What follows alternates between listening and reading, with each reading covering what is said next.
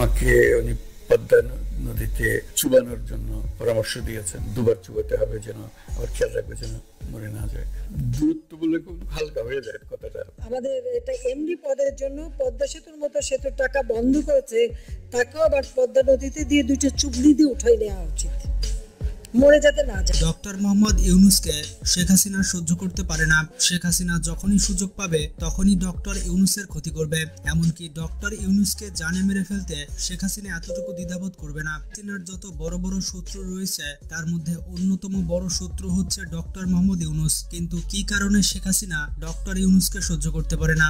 Doctor Yunus Sheikh হাসিনার কোন বারাভাতে ছাই ফেলে দিয়েছিল? গ্যারান্টি দিচ্ছি ডক্টর ইউনূস আর শেখ হাসিনার মধ্যে ইতিহাস জানলে আপনার গায়ের লোম খাড়া হয়ে যাবে। তো ভিডিওটি শুরু করার আগে আর কমেন্ট করে জানাবেন আপনি ডক্টর ইউনূসকে পছন্দ করেন নাকি শেখ হাসিনাকে পছন্দ করেন। তো যেমনটা জানেন শেখ হাসিনার মতো ডক্টর ইউনূস ভারতের দালালি খোর হুঁশিয়ারি দিয়েছে ডক্টর ইউনূস।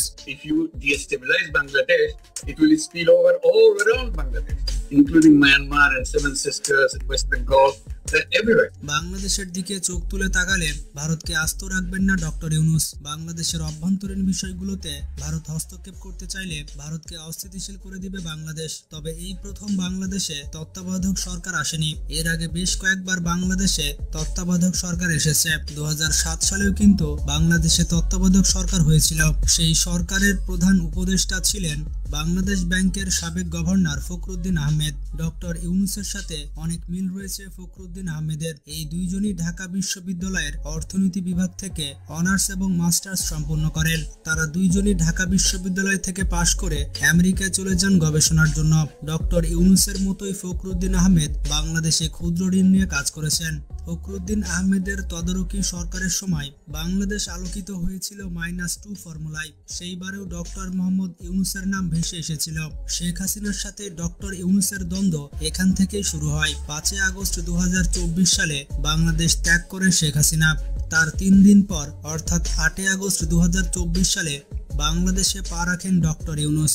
এরপরে তিনি অন্তর্বর্তী সরকারের প্রধান উপদেষ্টা হিসেবে শপথ গ্রহণ করেন। ডক্টর ইউনূসের জন্ম হয়েছিল 1940 সালে বাংলাদেশের চট্টগ্রামে। তার বাবা হাজী দুলা মিয়া একজন স্বর্ণ ব্যবসায়ী ছিলেন। মোট 8 ভাই বোনের সাথে বেড়ে উঠেছেন ডক্টর ইউনূস। চট্টগ্রামে স্কুল ও কলেজের পড়াশোনা শেষ করে তিনি ঢাকা বিশ্ববিদ্যালয়ে ভর্তি হন। আর এখান থেকে অর্থনীতি বিভাগে তিনি অনার্স মাস্টার শেষ করেন। তারপরেই শুরু করেন পড়ানো। চট্টগ্রাম কলেজে তিনি শিক্ষকতা শুরু করেন। 1965 সালে ফুল ব্রাইট স্কলারশিপ নিয়ে আমেরিকাতে চলে যান অর্থনীতি নিয়ে গবেষণা করার জন্য। এরপরে আসে 1971 সাল, যেই বছর তার মাতৃভূমি স্বাধীনতার জন্য রক্ত ঝরাচ্ছে। সেই বছরই পিএইচডি ডিগ্রি হাতে পেয়েছিলেন ডক্টর ইউনূস। স্বাধীনতা যুদ্ধ চলাকালীন দেশে ফিরতে চেয়েছিলেন ডক্টর ইউনূস।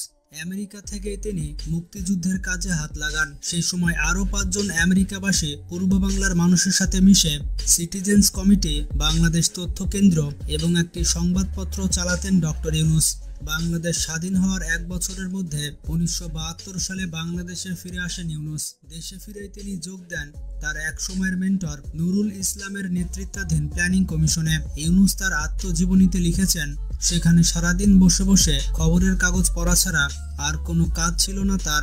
এরপর তিনি প্ল্যানিং কমিশনের চাকরি ছেড়ে দেন। এই চাকরি ছেড়ে দিয়ে তিনি চট্টগ্রাম বিশ্ববিদ্যালয়ের অর্থনীতি বিভাগের বিভাগীয় প্রধান হয়ে যান। এরপর শুরু হয় 1974 সালের দুর্ভিক্ষ। ডক্টর ইউনূস সে সময় খুবই কাছ থেকে দুর্ভিক্ষ দেখেছিলেন। বাংলাদেশের দরিদ্র জনতার জন্য তখনই তিনি কিছু করতে চেয়েছিলেন। ক্ষুদ্র ঋণ নিয়ে কাজ করার আইডিয়াটা তিনি এখান থেকে পেয়েছিলেন। পরবর্তীতে 1983 সালে তিনি গ্রামীণ ব্যাংক প্রতিষ্ঠা করেন।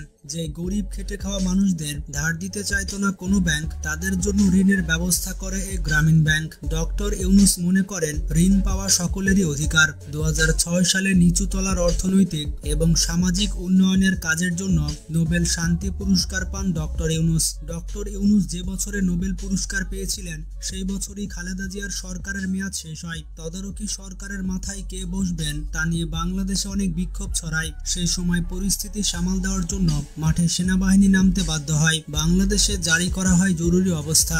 এমনটাও শোনা যায় সে সময় তদারকি সরকারের মাথায় বসার জন্য সেনাবাহিনীর তরফ থেকে প্রস্তাব গিয়েছিল ডক্টর ইউনূসের কাছে। সেই প্রস্তাব ফিরিয়ে দিয়েছিলেন ডক্টর ইউনূস। তিনি তত্ত্বাবধায়ক সরকারের প্রধান হতে চাননি। তিনি তখন বলেছিলেন তদারকি সরকারের প্রধান হওয়া উচিত এমন একজন ব্যক্তির যিনি সবসময় নিরপেক্ষ